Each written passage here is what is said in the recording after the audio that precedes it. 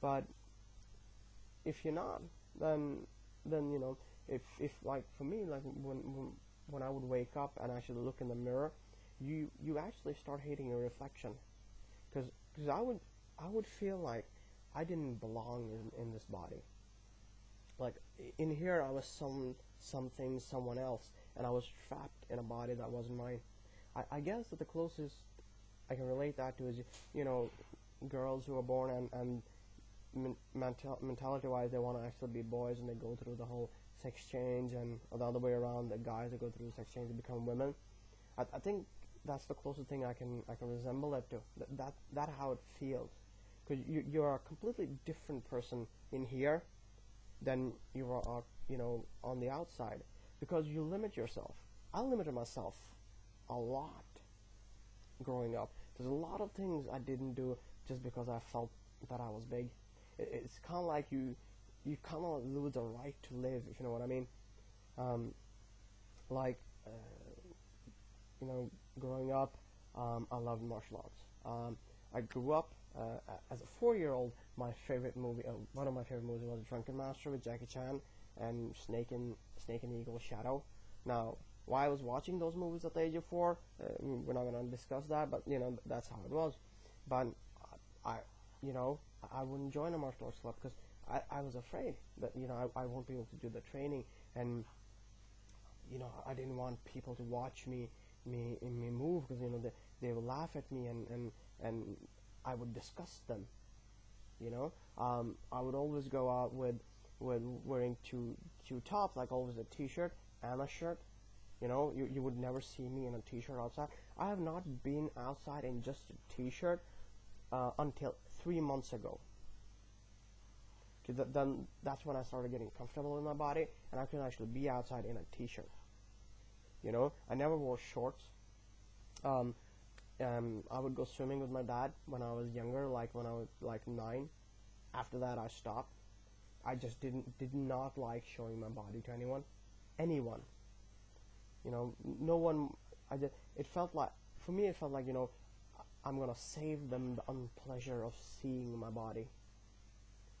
And that is a strong feeling, very strong feeling. The feeling that, you know, again, there's some people out there, and you see that, you know, if my nose was a bit smaller, I'll look better. If you know, my eyes were a bit bigger or something like that. But when someone asks you, like, what do you like about yourself physically, and you don't have an answer, because I did not have an answer to what I like, what I am pleased with my body. It does shit to you, you know what I mean? It does some things to you. I mean, even now, I notice that it is kind of hard to talk about it, but I want to talk about it.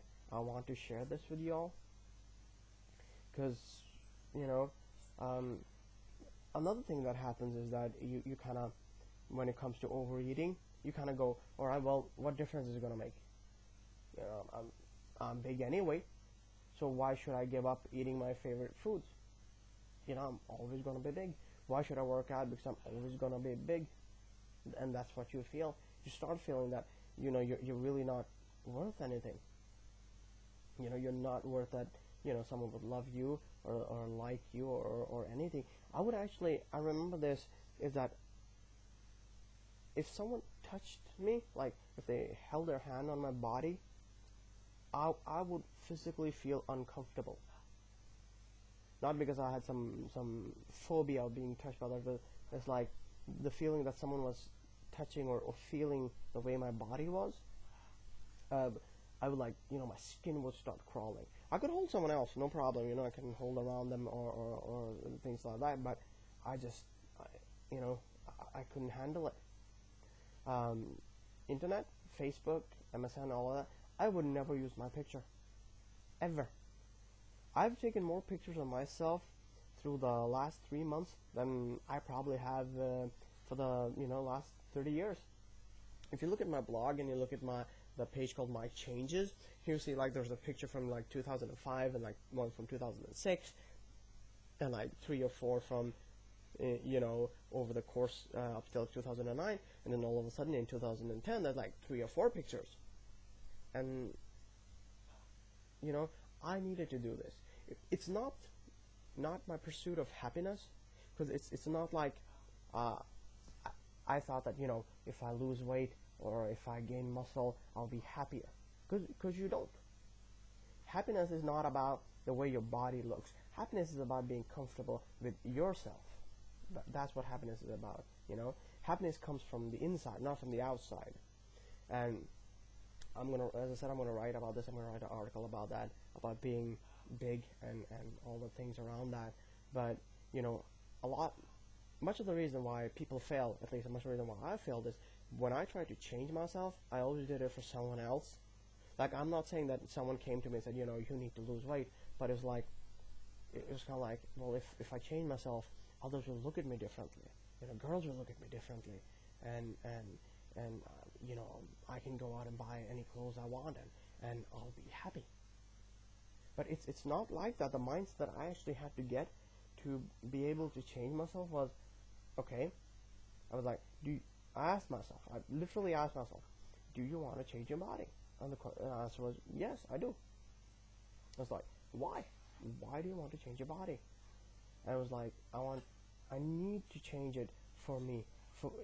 It's like, I hate to back down from a challenge. No one tells me what I can't do. And I took it as a challenge that, you've tried and you failed. You've tried and you failed. Why can't you do it? Are you that weak? And it's like, no, I'm going to do this. And it's like, all right, who are you going to do it for? Is it because you want to get girls? Is it because you want others to look at you differently? Why are you doing it? And I was like, just because I want to. I need to for myself. And then a very important question, and I think this question everyone should ask themselves, because this is very important for you to know if you're going to start on weight loss or weight gain or anything that will change your life, is what if I fail? A lot of people, they start, they're like, well, I won't fail. But the thing is, most of you will have the feeling of failing, because you will meet that wall. I've done it. I've met that wall and gone, I am not going anywhere. This isn't helping. Of course, a lot of that is in up here, because you're not seeing the changes you need. But, what if I fail? And for me it was, well, okay, what if I fail at losing weight? Well, then I'll be healthier, because I'm working out, I'm eating healthy, my health will improve. All right, I'll become stronger. If I don't become, thinner, I'll become stronger. If all else fails, well, I'll have something to do. I'm learning something. So that's what, that's the mindset. If you can get that mindset into your life that you never actually fail, because you don't, as long as you learn something, you never fail. I mean, take for example, Thomas Edison, a guy who I would say not invented but improved or made the light bulb available for everyone. He was looking for a material that would work better as a wire than the ones that were used prior to it. And he failed about, I think it was like 2,000 times. He tried different material, like everything from banana skin to, metals of one sort and another. And when he succeeded, he was being interviewed, and the woman interviewing him asked, how did it feel to fail so many times? Where did you find the strength to go on? And he said, and I love this quote, he said that, who said I failed? I successfully proved 2,000 times that said material did not work for a light bulb. And that's it. If you can get that attitude into your life that you never fail, you always learn. And that's what I did. I took all the previous failures, used the information from it, why didn't things work? What happened?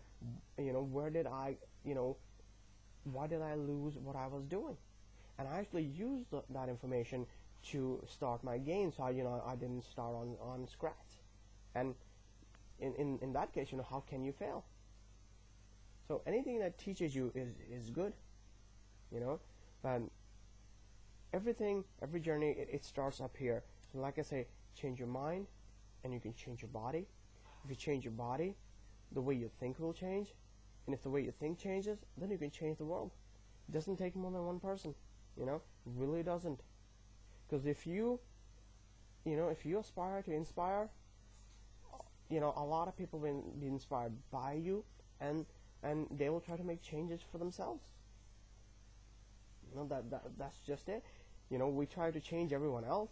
I mean, tell me, the people watching, how many times haven't you given advice to your friend or your girlfriend or someone asking you for help? But honestly, do you follow your own advice? Do you do what you say others should do to improve their lives? And that's the important thing, lead by example. Anyway, this video is starting to get long, so I think I'm gonna probably divide it up so it suits more.